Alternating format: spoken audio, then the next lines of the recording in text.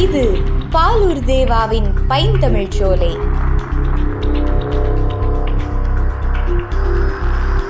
வணக்கம். நான் பாலூர் தேவா.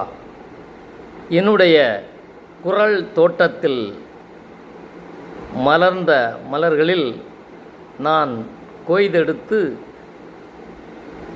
4வது குரல் பூவாக உங்கள் கரங்களில் தவழ விடுகிறேன். இதோ அந்த குரல் பூ. முத்துவேல் கருணாநிதி ஸ்டாலின், முத்தமிழ் அறிஞரின் முத்துமகன், அஞ்சுகத்தாயின் அருமை பேரன்,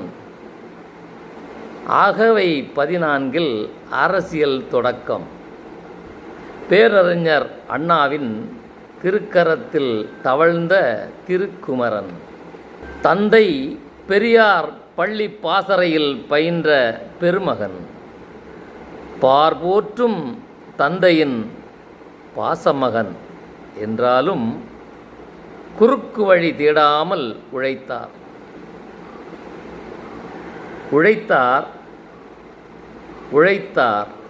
படித்தார், உயர்ந்தார்.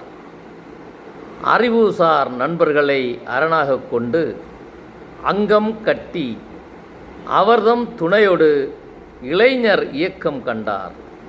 நெருக்கடி நிலை காலத்தில் சிறை சென்று துன்பம் உரமாய் திரண்டது. தந்தைக்காய் தேர்தல் களமிறங்கி வெற்றி கொடுத்து அனுபவம் கண்டார். பேராசிரியர் அன்பழகனார், நாவலர் நெடுஞ்செழியன் போன்ற திராவிட அறிஞர் பட்டறையில் பயின்றார். அரசியல் அறிஞரானார்.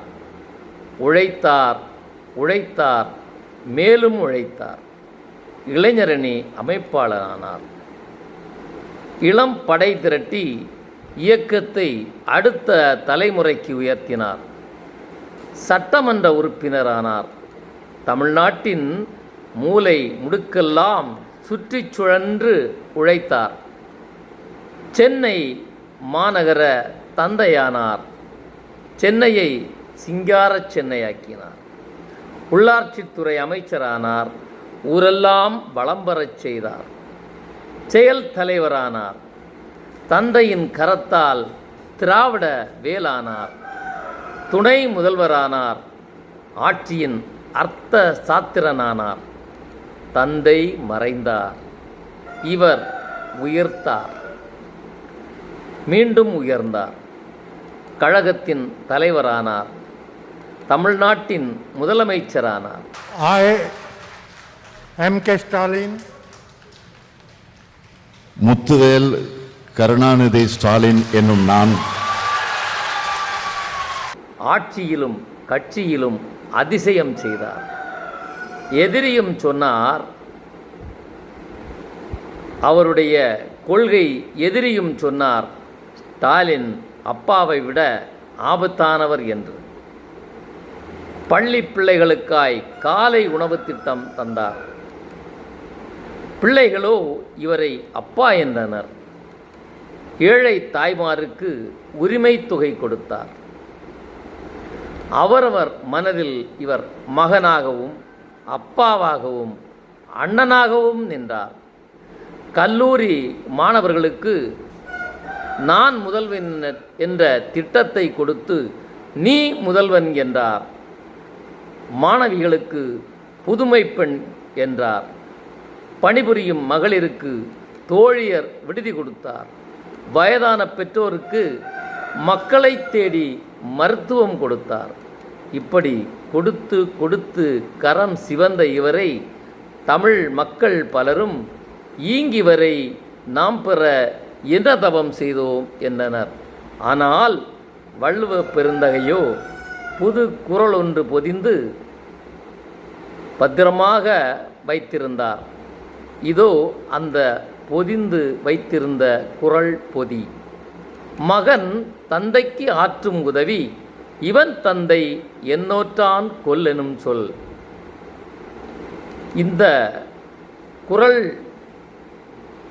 மாலைக்கு அவருடைய தந்தை முத்தமிழறிஞர் கலைஞர் எழுதிய பொருள் அந்த குறளை பூந்துகள்களாய் பிரித்து விண்ணிலிருந்து தன் மகன் தலைமேல் தூவி முகர்ந்தார். இதோ அந்த பூந்துகள்கள். ஆகா, இவனை பிள்ளையாக பெற்றது இவன் தந்தை பெற்ற பெரும்பேறு என்று ஒரு மகன் புகழப்படுவதுதான் அவன் தன்னுடைய தந்தைக்கு செய்யக்கூடிய கைமாறு என்றார். இந்த குறளுக்கு விளக்கம் அவர் பொதுவாக எழுதினாலும் மிக பொருத்தமாக தன்னுடைய மகனுக்கே அது பொருந்தும் என்று அவர் நினைக்கவில்லை. ஆனால் உலகம் இன்று போற்றுகிறது. இவனை பெறுவதற்கு இவன் தந்தை என்ன தவம் செய்தானோ என்று போலக்கூடிய அளவுக்கு இன்று உலக மக்கள் யாவரும் இவரை போற்றுகின்றனர். அதிகாரம் மக்கள் பேறு, குறள் 70. இவன் கவிஞர் பாலூர் தேவா. வணக்கம்.